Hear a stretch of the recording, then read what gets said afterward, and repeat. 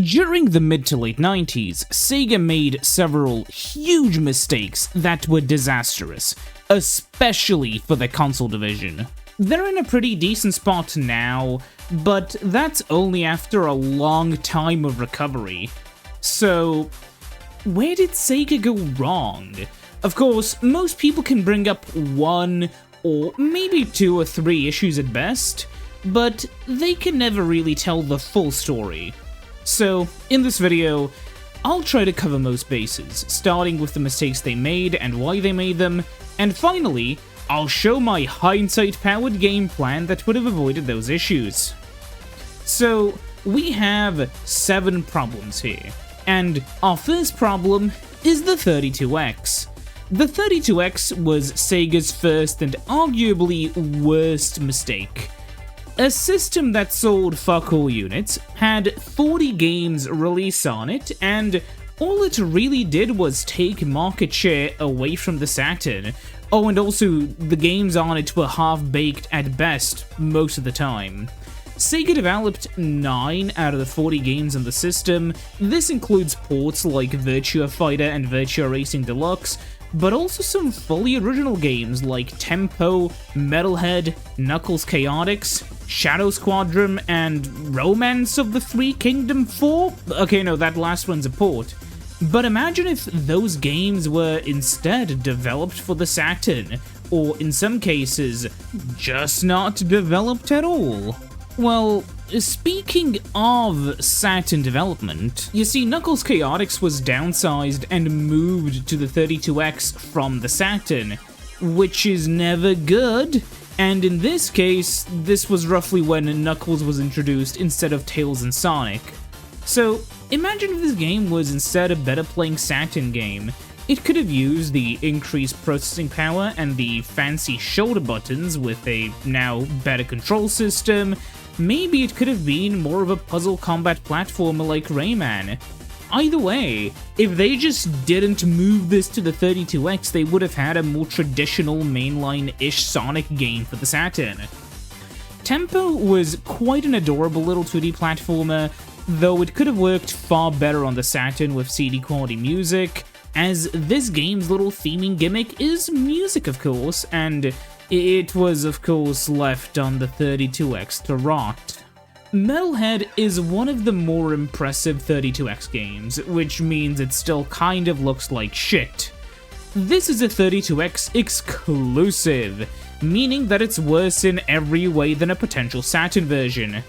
If you're wondering what a Saturn port of this game could bring to us, well, higher resolution everything, higher graphical detail, basically better everything. Just look at literally any mech game on the Saturn, like Crazy Ivan or something, you'll know what I mean. Finally, Shadow Squadron has graphics similar-ish to Star Fox, but it's in first person and on crack. Not to be a broken record, but if it was just moved to the Saturn, everything would have looked better. But actually, we have a sequel on the Saturn that was exclusive to Japan only, but still, you can see how much better this is. So these are just 5 games. There were 40 games on the 32X. And quite a few of those could have been solid Saturn launch titles.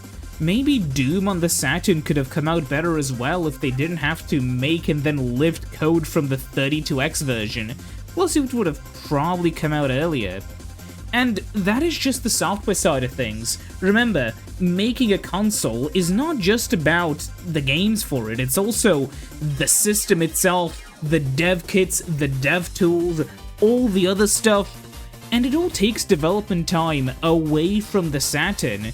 I believe that, and I'm sorry if this is a little bit too technical, but I believe that if Sega never made the 32X, the Saturn's SCU DSP would have been, at the very least, more mature, which means that it would have probably been easier to use, and the actual dev kits and dev tools would have also probably been in a better state early on.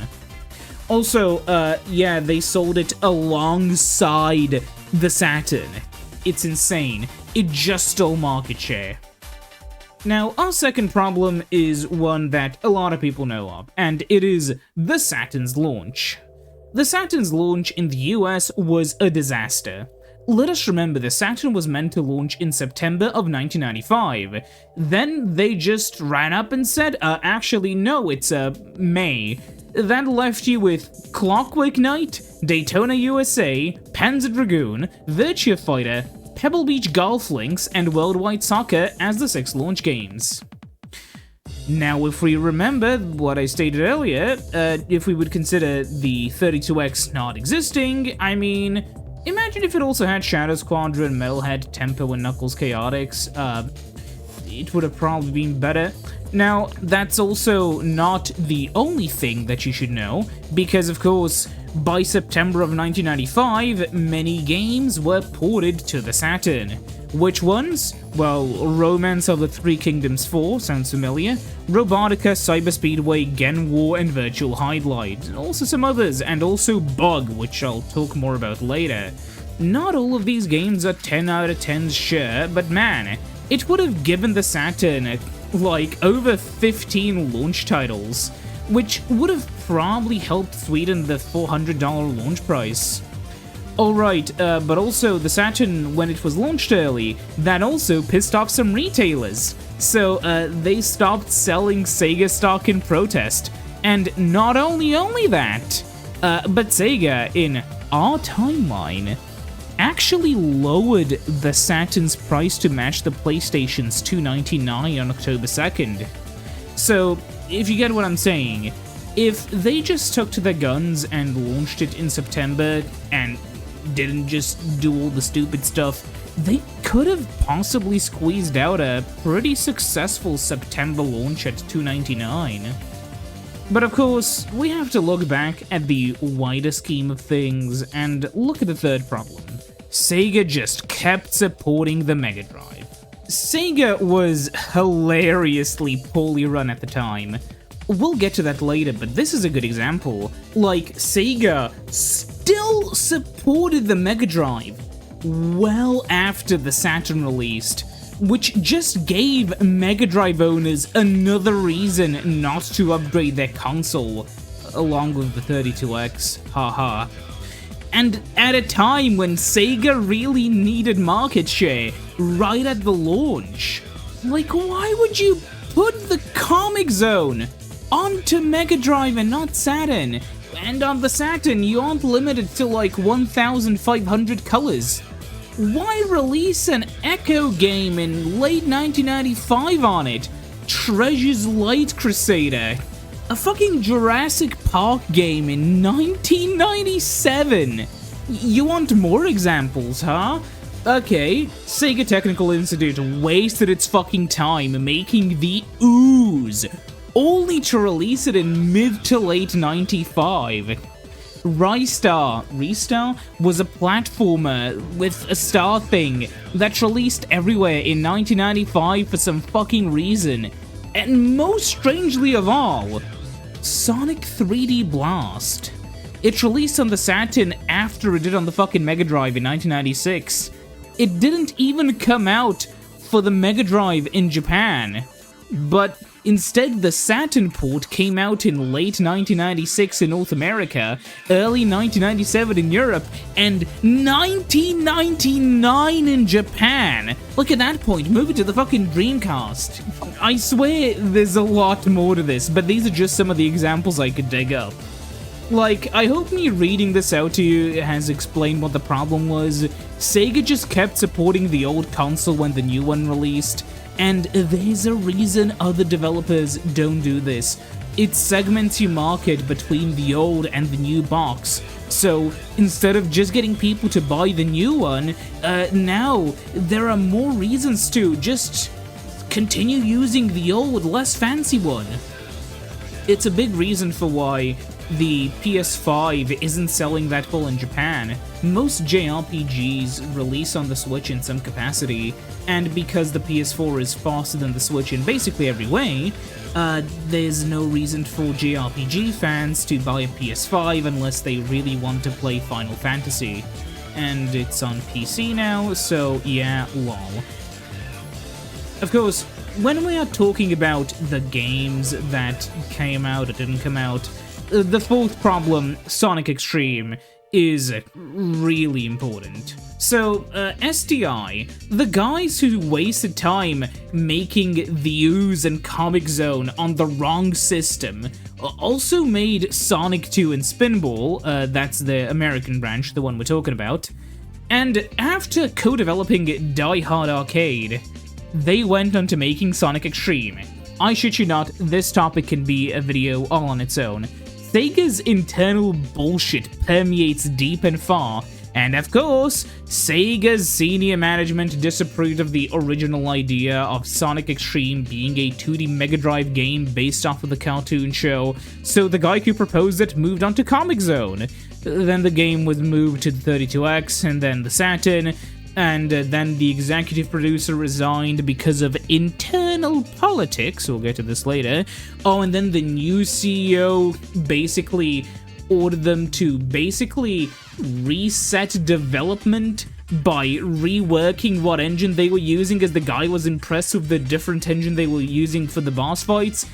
Then, because of all this, they begged Sega so they could use the Knights engine so they can finish the game on time, but then Yuji Naka, you know, the guy who is at the time of filming in jail for insider trading and was forced to forfeit 171 million yen. Yes, that guy threatened to quit if they used his engine. Oh, and then a programmer finally caught severe pneumonia, and that was the final stake in the battered and bruised corpse of Sonic Extreme that finally sealed its fate. And then STI disbanded. So, why is Sonic Extreme important? Well, for a few reasons, but in this case it's a bit like Mario 64. It's a console's identity, but when Mario 64 was a symbol of Nintendo's willingness to look outside the box and deliver an interesting, unique, and innovative gaming experience, Sonic Extreme was a symbol of Sega's internal strife, and honestly insanity, and also a symbol for the lost potential the Saturn had. And these last 2 points kind of fed into, well, all of the points kind of do. Problem number 5, Sega's internal bullshit. So, Sega of America and Sega of Japan were at war for quite a while. Kalinsky and Sega of America in general were quite invested in the Mega Drive and really didn't like the Saturn. When he left, they got a new guy in, Bernie, a former Sony executive, not Sanders, who just said that the Saturn is not our future, which really helped it sell. The guy also opposed localizing Japanese games on the Saturn, even though a huge part of PlayStation's identity were Japanese games, which he also opposed localizing while being an SCEA exec. This is why from the over 1,000 Saturn games that exist, only about 250 made it in the West. He was also responsible for giving Sega a softer image, removing the Sega scream at the beginning, and he was also anti-2D game. Sega's internal bullshit was a huge reason for everything that happened so far, but the truly magically absurd level of incompetence featured from all sides during this point in time is just truly incredible. And we'll get to more of that in the last 2 points. Now, of course, a console is nothing without its games, and the problem with the Saturn is problem 6, the lack of good IPs. This one is really not talked about that much. Sega didn't really have that many identifiable IPs this generation. There are some wild rides that the likes of Mr. Bones give to you, but I'd like to focus on a few of them specifically. First of all, Bug. And Bug 2, I guess. So, Bug itself was a pretty solid game. I don't dig the controls that much, they're a little bit clunky, but overall, it's quite a cute game. The thing is, it could have been so much more. They originally wanted to use Sonic. Yeah, and it could have worked out relatively well. You see, Bug was developed after Sonic's use was denied. Because of that, when I say Bug could have been a Sonic game, don't look at it as this could be a game where we replace Bug with Sonic, but this is more of a framework where a more traditional 2.5D, let's call it Sonic game, could have been built in. And honestly, if you had the spikes, slopes, momentum, the biggest thing a Sonic version of this game would have needed was to zoom out a little, as our dude here is a little bit too close to the camera for a faster Sonic game, and then when you realize Bug 2 had a proper run button and more complex geometry, you get what I'm talking about. Of course, market saturation might be a problem too, considering we're talking about, like, if we're counting our games like 5 Sonic games by late 1996, if we're doing all this, you know, linearly. Like, we have Knuckles Chaotix, which would be Sonic Chaotix or whatever. The 2 bug games, like, you know, Sonic 3D 1, Sonic 3D 2, then Sonic 3D Blast, which would have to have its name changed if it came out at all, and then finally Sonic Extreme if they didn't fuck that up.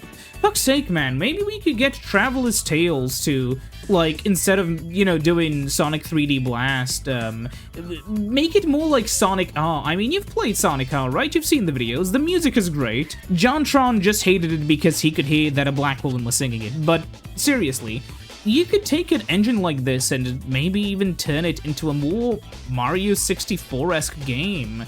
That you could... okay, we're getting a bit off track. There are more examples, but like, Mr. Bones is one of them. But like, Sega, come on, you could have used more mainstream and appealing IPs. Maybe like a Fantasy Star game or something. Of course, you can't just have the same franchises get sequels over and over and over again, and some of them can become quite beloved, like Panzer Dragoon is, especially to me. But, you know, they could have done more, seriously. And finally, you know, speaking of Panzer Dragoon and Panzer Dragoon Saga specifically, it is insane we even got that game, but for real though, if you think about it, when did the Dreamcast come out? Oh yeah, this all leads into problem number 7, Abandonment. So this is usually a pretty heavy topic, but we're covering a video game console this time. So, Sega, you fucking deadbeat. You can't just birth these systems just to let them die. I mean, the 32X was abandoned with no support. The Saturn was axed so quickly after its release. Then the Dreamcast came out and Sega just went broke and had to axe it too. And yeah, that's a problem. So, Sega lost consumer trust, of course, and they also wasted a lot of development time and a lot of money.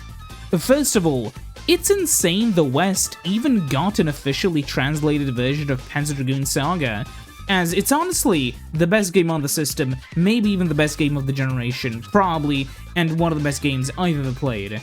But also, for some weird reason, America didn't get Deep Fee, I don't know why, and I'm afraid to ask too, and a lot of the other games just also weren't released in the West because they thought the system wouldn't sell anyways, but of course it won't sell if you don't sell any games for it. But that's not just it. When moving to the Dreamcast, quite a few games that could have stayed on Saturn were pushed up. The 2 best known examples are Shenmue, which looked amazing, but it was moved to the Dreamcast and reworked. And you know which other game got the treatment?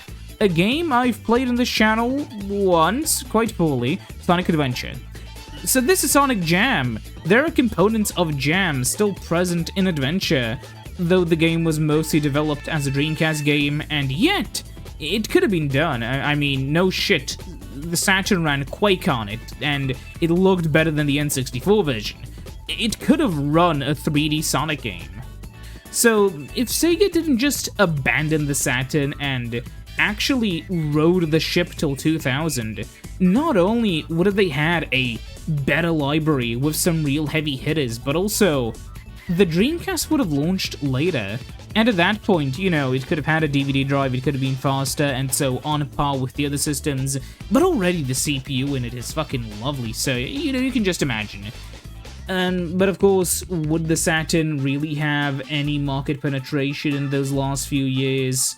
Nobody knows, because Sega wasn't releasing any games for it in our timeline, so yeah.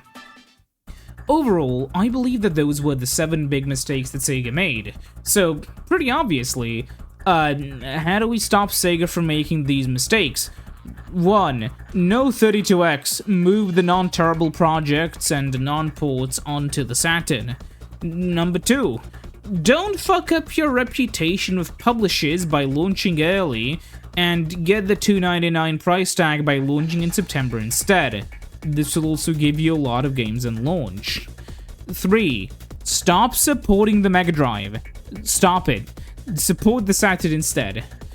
4. Stop fucking with STI and just let them make the game. No corporate meddling. 5. Stop fucking fighting. You're the same damn company. Stop acting like your competitors. Also, bring Japanese games over to the West and Western games to Japan, as there's a big market for both, as proven by the PlayStation and Saturn. And, not a typo, by the way. 6. Please let your developers actually use your IPs and not goblin hold them like a dragon. And also keep Panzer Dragoon, it's lit, but for fuck's sake, if you made Bug a Sonic game, you could have had a 3D Sonic game at launch in the West alongside a traditional 2D one. Insane they didn't do that, honestly.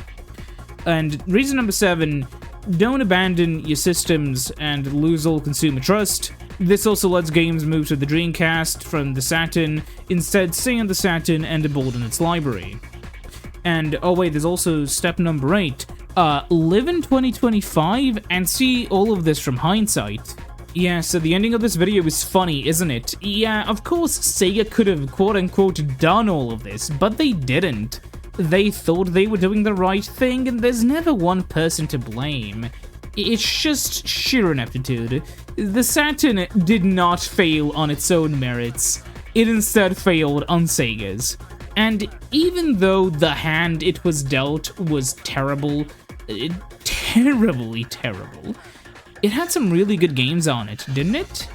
Like, yeah, sure, we can look at an alternate reality where a bunch of idiots, with hindsight, guide Sega to glory. But even in our reality, there's quite a lot to be loved on it. Even so, look, I can't not feel bad for the thing. It feels like the inverse of the N64, where that system underperformed even when Nintendo was pulling out all of the stops and more, even though quite a few games on it were pretty great, you know, whatever. Meanwhile, the Saturn was dealt the shittest fucking hand imaginable, and it still pulled through, arguably with more great games. If you want to do the world a favor and talk positively about the thing, it deserves it, and specifically about the more impressive games in its library like Panzer Dragoon Saga, Burning Ranges, Shining Force 3, and the like. That's about it. Okay, now an interesting tidbit I did find while I was researching is that while people often say the Saturn sold 9.5 million units, the true number is actually unknown, and I've seen some sources cite it as 17 million.